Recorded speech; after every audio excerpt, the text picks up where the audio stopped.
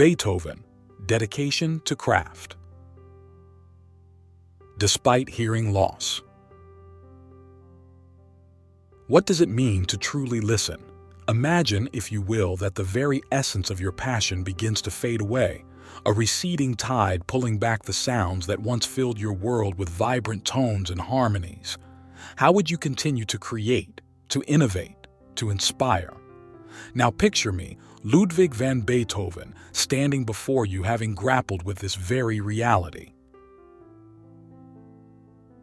I am Beethoven, a name that has become synonymous not just with classical music, but with the triumph of the human spirit over adversity. My journey through music has been a testament to the resilience of the soul and a message of hope to those who face their own silent battles. Let us begin our first lesson, the lesson of perseverance. There was a point in my life when I noticed the diminishing of my hearing. I was at the height of my musical powers, yet the universe chose to play a cruel trick on me. Did I despair? Yes, I did. But did I let it defeat me? Absolutely not. Click subscribe to this channel to get more profound lessons from the legend. My hearing loss was gradual. It was like the slow wilting of a robust flower that once stood proudly in the sun. The first signs of trouble came in the form of a high-pitched ringing, a condition known as tinnitus. Day by day, the world around me began to muffle, as if I was diving deeper into the depths of an invisible ocean. What you must understand is that this was not merely an inconvenience for a musician. It was akin to a painter slowly losing their sight. The very tool I needed to craft my art was slipping through my fingers. Yet, I chose to wrestle with fate. Now I ask you, what would you do if the core of your being was threatened? Would you bow down and accept defeat, or would you stand and fight? This is the choice I faced, and this is the choice that defines us all.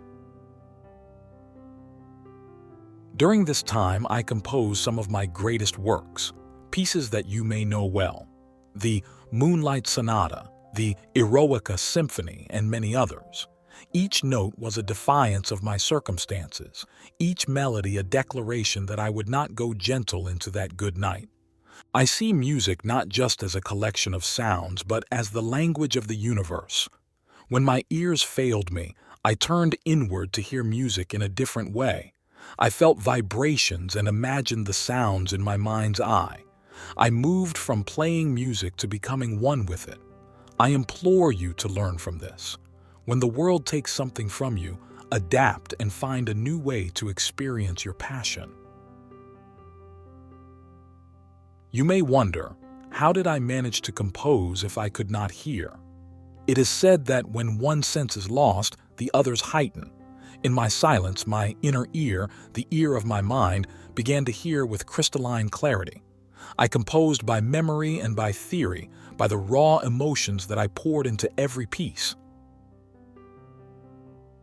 Take, for example, my late string quartets.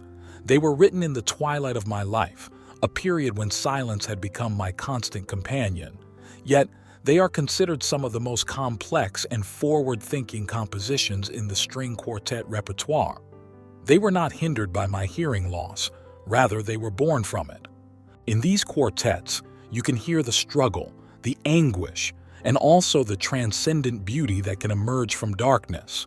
I used the adversity I faced to push the boundaries of what was possible in music. Now, what can you learn from this? It is simple. Limitations are often just illusions. When faced with a barrier, do not think of it as the end but as a challenge to find a new path. Your constraints can become the catalyst for innovation and creativity. I once said, to play a wrong note is insignificant. To play without passion is inexcusable. It is this passion that carried me through my darkest times. It must be the same for you. Whatever your pursuit, let passion be the fuel that powers your journey. It is the fire that warms the soul and the light that guides you through the night. Music is not just sound. It is emotion. It is a narrative. It is life itself.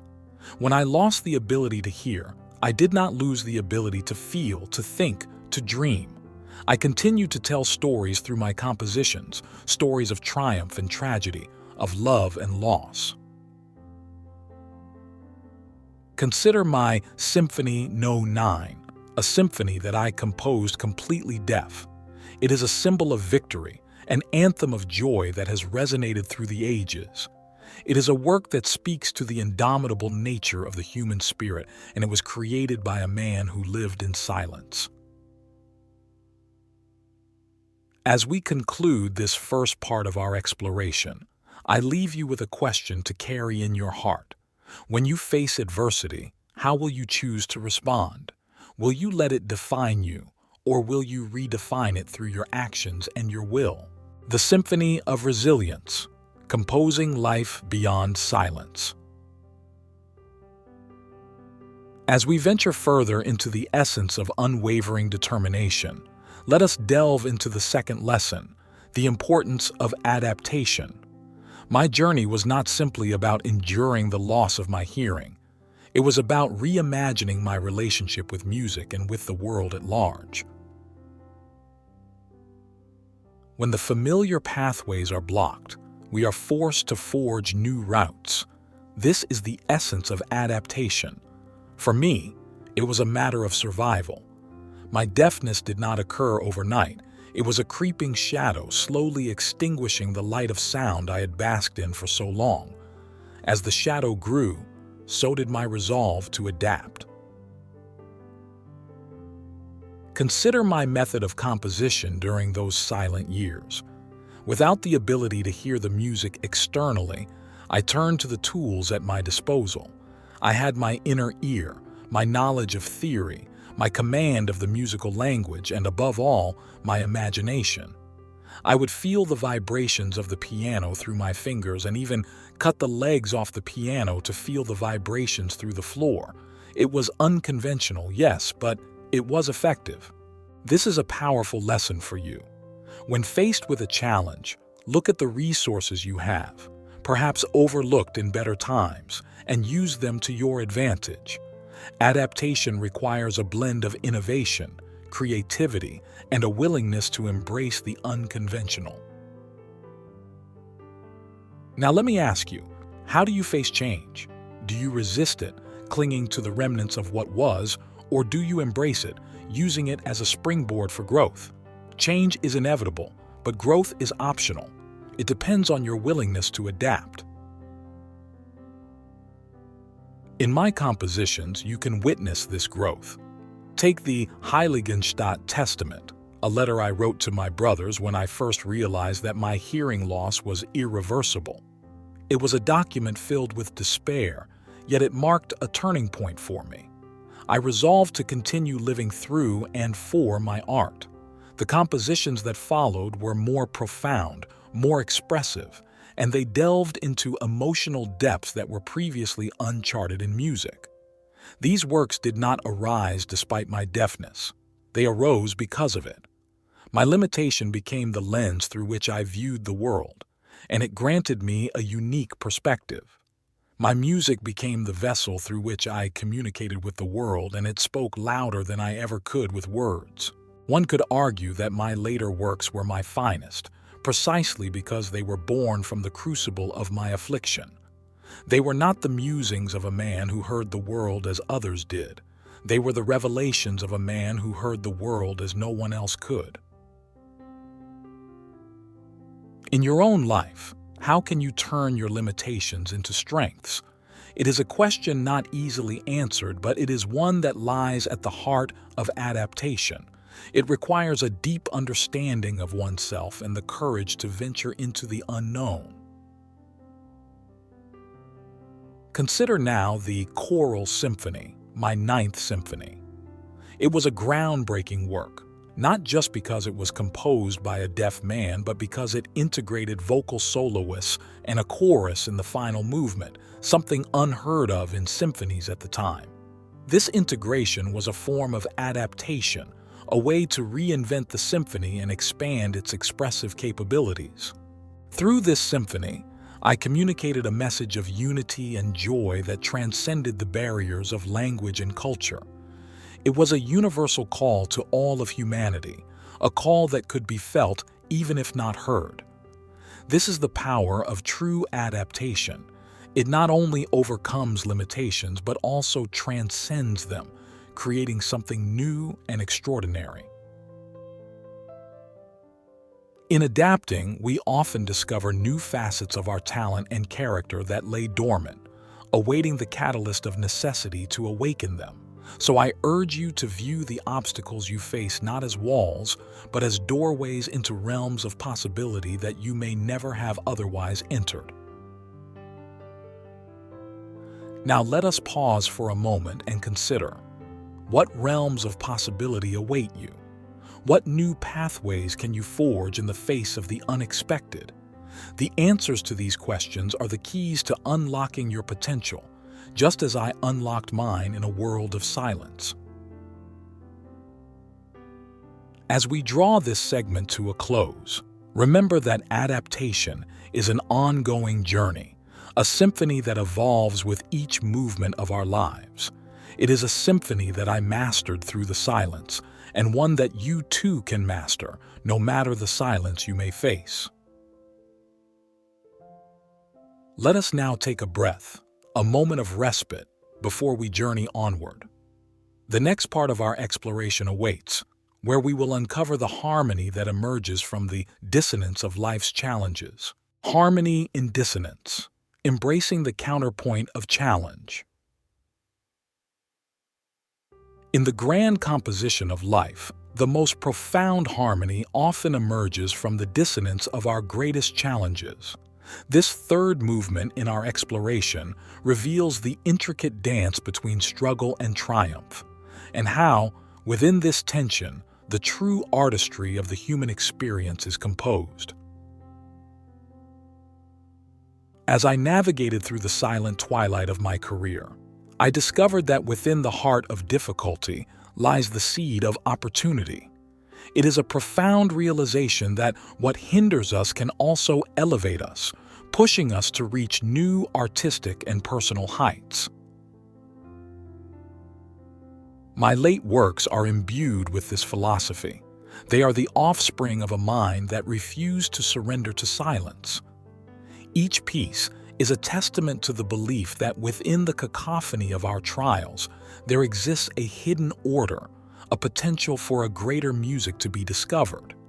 You too have this potential within you. Your life is your own symphony, with movements that range from jubilant to tragic. But it is in the transition between these movements that the true beauty of your character is revealed. How you navigate through your own dissonance, how you find your melody amidst the noise, defines the symphony you create. Let us consider the principle of counterpoint in music, where independent melodic lines play against one another, sometimes clashing, but ultimately contributing to a richer, more complex whole. Life, in many ways, mirrors this principle. Our moments of sorrow and joy, our successes and failures, are individual melodies that, when woven together, form the intricate tapestry of our existence. In my own compositions, I often employed counterpoint to bring about a greater emotional impact. The Gross Fuge, for example, is a monumental piece of counterpoint that some found baffling in its complexity and dissonance. Yet within that complexity lies a deep expressiveness, an exploration of the furthest reaches of musical thought. It represents, in many ways, the struggles I faced and the inner turmoil I worked through in my compositions. Embrace the counterpoint in your own life.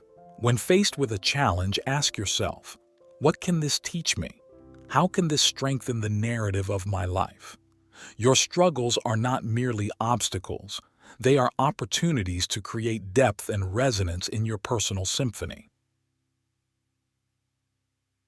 As you face your own challenges, remember that it is not the absence of struggle that makes a life harmonious, but the way in which we weave these strands of struggle into the fabric of our being.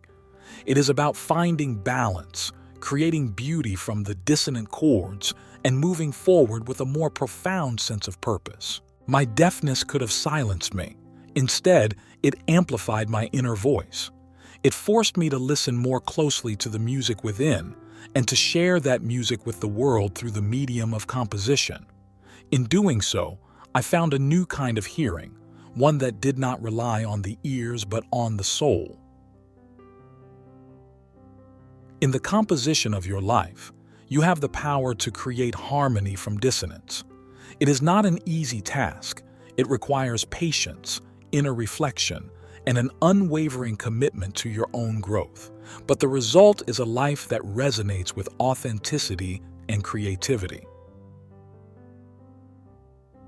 As we conclude this part of our exploration, take with you the message that your greatest challenges can be the source of your greatest achievements.